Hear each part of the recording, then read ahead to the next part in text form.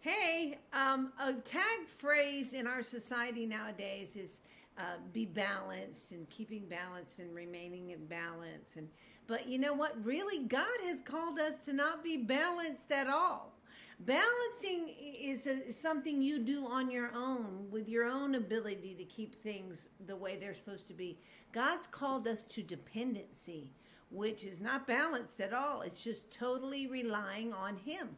And so it's a different way of looking at things. But something that I have learned is that I can't allow myself to get too high or too low. Now, that means, like, say I get a new job and this is an awesome job and I love it and wow, and you're so proud of yourself and that's all you're thinking about and all you do is go around and talk about this new job and how great it is. And it's like a rush of good feelings, of adrenaline, of whatever. And so then you're running around looking for that feeling all the time. And more than likely, there's going to be lots of things you don't like about that job as time goes on. And so I'm not saying don't be excited about your new job. I'm just saying don't let the hope of something new become a hurdle to you. And that's what happens if we get too high, if we let ourselves get too excited about things. Same thing is true of getting too low. If you're feeling low and down and reaching for the wrong things to feel better, it becomes a nightmare. It becomes just you're overwhelmed with depression and always on this chase to find something that will make you feel different and you're looking at all the negative things. But your nightmare can become your fantasy, which that sounds kind of wonky, but it's true because you get caught in this mindset that things are a certain way, and then you start manifesting that. You're looking at all the negative stuff and all that what's wrong with it, and you have brought that to life for yourself. Like getting away with something, even achieving something. Like we get that's a high for us. It's a low because it's not a good thing. But if we can get away with this, and then we're trying to get away with one more thing, or we do the same thing with drugs. We're trying to get away with using this drug and maybe take one more pill than we're supposed to take. Like you don't have to be a junkie and out there on illegal substances. It could be that you've been prescribed something and sometimes you just take two. And we push that line. Same thing with sex. People get into this outrageous sex stuff that they need to do more and more crazy stuff to be satisfied. And it gets freaky and scary and way beyond what it's supposed to be. Stealing, food, power, money, all of those things can be nightmares that become a fantasy in our mind that we are bringing into existence. And we don't, it isn't like we go, oh, this is a terrible thing, let's make this happen. It's not that. It's just as you do more and more, you need more and more.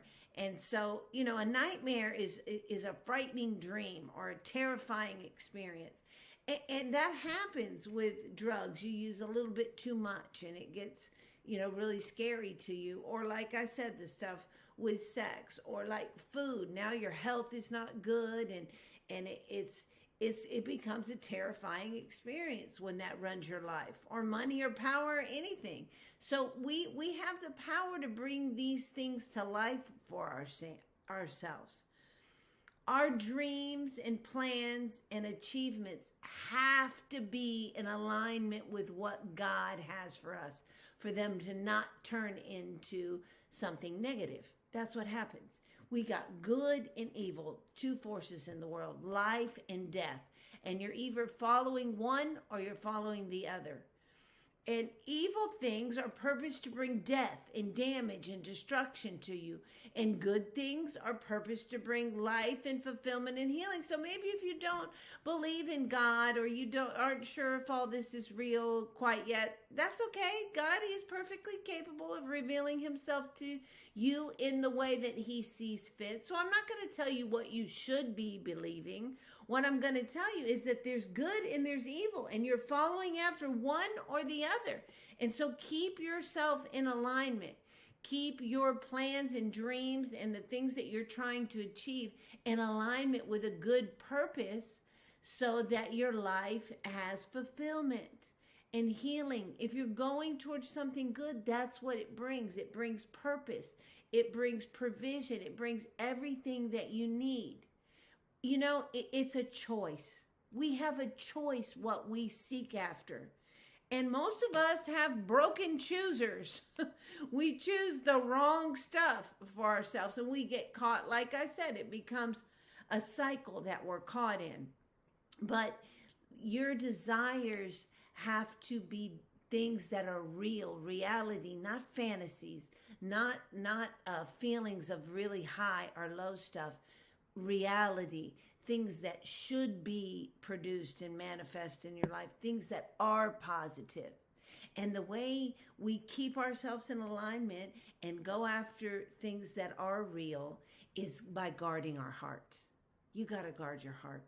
You've got to check yourself and say, hey, is this that I'm doing or thinking about or seeking after, is this a positive thing? Is this something that is healthy and is gonna bring about something good in my life? Because if it's not, you gotta knock it off. It's a discipline thing. Everything in life, losing weight, being a good runner, being a piano player, being a mechanic, saving money, going after any dream or goal that's positive takes discipline. It means that's what guarding your heart is. It's a discipline. It's a continually going, hey, that doesn't seem like a good idea. Our brains are always manufacturing this negative stuff, trying to pretend like it's good stuff. And it gets us in a world of trouble, and we don't even recognize it. So guard your heart this week. Listen to what your heart and your mind are saying. Pay attention to what's going on in there and keep putting it back on track. It's a commitment, and you guys can do it. And doing that produces good things in your life, and you'll be glad you did. So I hope you have a good week. Stay in tune with what's happening in your heart, because we want good things to be manifest for us, right? Okay, see you next week. It's important that we have a reason to wake up every day. Take your feelings to him. He's good. It's amazing. I've experienced it, and so can you. You can do it. It'll make a difference.